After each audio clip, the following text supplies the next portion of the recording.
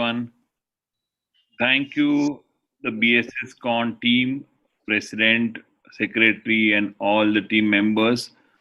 I would like to start with our presentation on OARM navigation in spine surgery and our initial experience of around 910 screws. What has changed in our practice in recent time is this beautiful gadget which has come in India in recent time, and this is the OARM navigation, which is like a real-time 360 degrees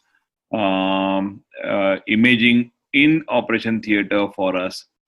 When we get a patient like this, 71 degrees kyphotic angle, 41 degrees the coronal cob, and hemivertebra with kyphoscoliosis, we always need to plan it well. This patient is with progressive deformity. The family is concerned and they want deformity correction. We need to do all the proper investigations in such cases as routine, all the x-rays, the parameters, the MRI, where we really can plan whether you need to do a shorter fusion or longer, because the patient should not decompensate after your primary surgery. And in this particular case, we plan for deformity correction and kyphoscoliosis correction along with hemivertebra excision. The big advantage of OARM is accurate placement of screws even in apical region, and the osteotomy, which we can really do it under navigation with the help of OARM. It really is a great tool for osteotomies, and we are understanding and maturing more and more as we do this kind of complex deformities with osteotomy. And this is the final outcome. You can actually see the amount of resection, the wedge. You can see the deformity correction, and this is the beauty of real time. And nearly a year's follow-up, this child is happy, taller, and our experience of more than 1.5 decade with standard freehand and CM guided open and MIS fixation surgery was good. But in recent 1.5 year, with the third generation OARM navigation fixation in spine surgery, the experience is great, and we are learning great with better outcomes in our own practice. That's what we have realized. The OARM navigation can be used in various pathologies, and all these important ones which are in our practice, like deformity, revision tumors, osteoporotic spine, cervical pedicle screws, thoracic and lumbar traumatic spine, MIS surgery, even cervical traumatic spine. And when we realize that deformity, most important is always whether I will be able to put my screw, whether there will be a pedicle morphology will be dystrophic or some problematic hypoplastic pedicle or altered pedicle body angle. All these things are there in our mind when we plan for a deformity correction. How will be the apical vertebra? How will be the rotations? But with this, we really can see it and plan well. This is a 15-year-old girl, cervicothoracic deformity, worsening cervicothoracic flexion deformity. Mother was really concerned. Family was concerned as she's a growing child. Around 52 degrees was the cob. We planned for a C7 to L1 deformity correction in this particular case. We did all the important imaging, and we really got very good screws in all the concavities in this cervicothoracic deformity. At time there can be challenging screws, as I was mentioning, the smaller or sclerotic pedicles, and we have to be careful when you use the instruments, and you have to be very, very cautious. But in OARM, you really can see through while putting this, and that's a big advantage. We got a curve to around 25 degrees. Second case of double major thoracolumbar curve. This girl is a 14-year-old girl with progressive deformity. 78 degree was thoracic cob, and lumbar was around 56. Significant deformity, and we planned for a deformity correction. Sometimes this deformities can be challenging, but if you see on table, on positioning, we were really concerned with this, but we got very good placement of the screws, strategic screws. We normally plan for around 70 to 80% of the screws in this kind of double major curves, and we really got a good deformity correction at the end of it. Osteotomies were done multi-level, and we got a excellent coronal and sagittal balance in this young girl.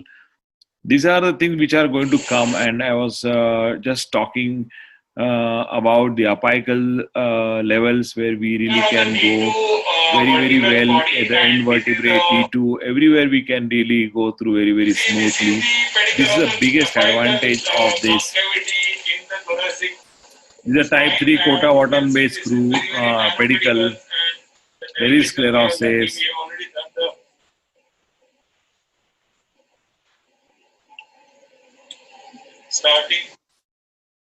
And this is a big advantage. You just see it and carefully advance your instruments. Big advantage of navigation, we can see.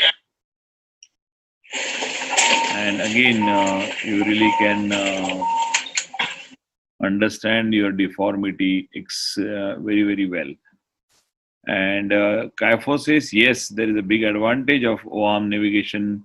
You can do the osteotomy, you can plan the osteotomy, and that's the big advantage. This is a young gentleman, 25-year-old, worsening deformity, IT engineer. We did a kyphosis correction.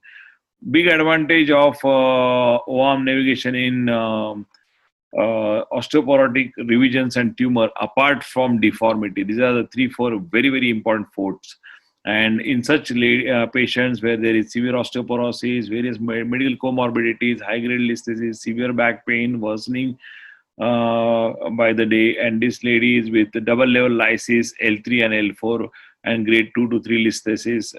Initially, she was treated with medications, but then she worsened, and then she came to us on a wheelchair, as she was wheelchair-bound for 2 to 3 weeks. We planned for a decompression and stabilization of L3, 4, and 5. We planned for a delta fixation. The pelvic indices are here. Sacral slope was 47, tilt was 30. We did a transpedicular, transdiscal, transcorporeal fixation. We planned for a slightly inferior angulation of the screw at L4 because there was foramen of L4 which was coming in the way. Therefore, we didn't want to do this. We didn't want to go through the foramen. Therefore, we planned for slightly inferior. We got a very robust hold in the L4 body. This is a high-grade listhesis in a 77-year-old lady with severe leg pain, wheelchair bound. And if you see here, the margins are very well covered, and we could get a long length screw. This is 7.5 mm screw, and all the foramens are completely open. This patient is significantly better standing and walking now. And these are the challenges in high-grade listhesis with porosis. And this lady had double level fracture, the D11, and L5 was lytic listhesis, and it was worsening. We planned for a lumbosacral fixation at the same time. Even there was sitting pain, we planned for a fixation of the dorsal spine fracture. And she really did well. Around 8-9 months follow-up, she's doing excellent. Most of the things of daily living she's doing. She was unable to even get up and stand and walk for nearly 3 to 4 months. Revision spine, big advantage of O-arm navigation, because you can plan your revision screw, you can plan your decompression, also the bony mass, the screws or implants inserted previously. We can actually have a better anatomical understanding on table, and this is a big advantage. This is a proximal junctional failure in a 67-year-old gentleman, badly painful, and he was crouched. We planned for advancement of fusion in this particular case. There was a deformity, degenerative scoliosis in this particular gentleman. We with significant, the VAS was around 8, 9 on 10. We did around D10 to S1 revision. We got dual core screws, absolutely long length screws, and he's doing so fine so far. And tumors, we can exactly understand the lesion, how much you want to resect, whether you want to do spondylectomy, whether you want to do interlesional decompression, curettage, all these things really can be planned. These are revision adenocarcinoma and dorsal spine referred by a oncologist as the patient worsened in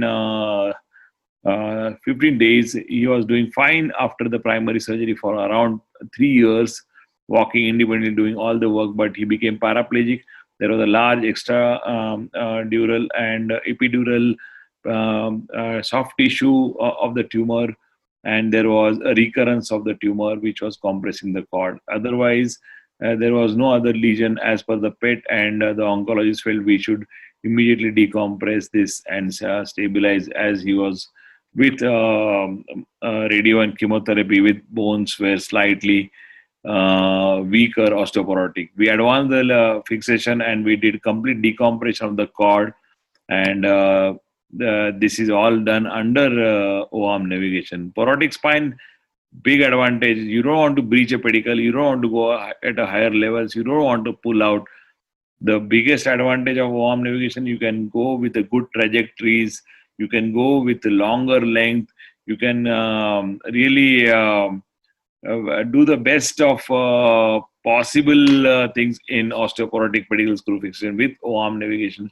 This is our recent paper published in Interdisciplinary Neurosurgery, which is talking about the precious pedicle in osteoporotic spine, accuracy of O-arm guidance in pedicle screw placement. And our study talks about 99.5% of accuracy in pedicle screw placement, as the angle of convergence, angle of inclination, and the length of the screw, everything can be dealt at one go. And these are such dynamic fractures. Some patients really are doing fine in bed, but the minute they get up, they can't stand and walk. Such kind of instability needs to be dealt with fixations, and O-arm really is of a great help. This is a 1-year-old follow-up of this lady. And fractures, thoracolumbar fractures, where we can have various different types. And in this particular case, there is a 3-column injury with lower limb power 0. There is again associated with ribs where injured. We can really plan your fixation well, strategic, and really get out very fast. Big advantage in minimally invasive spine, you have to just do like a standard spine, but you really have a big advantage of O-arm navigation, as you are seeing in a GPS like technology on the navigation, and you're doing it. It's a big advantage. That's what I will definitely say. I must thank you all for patient hearing, and we need to accept the technology in future. Thank you all for patient hearing.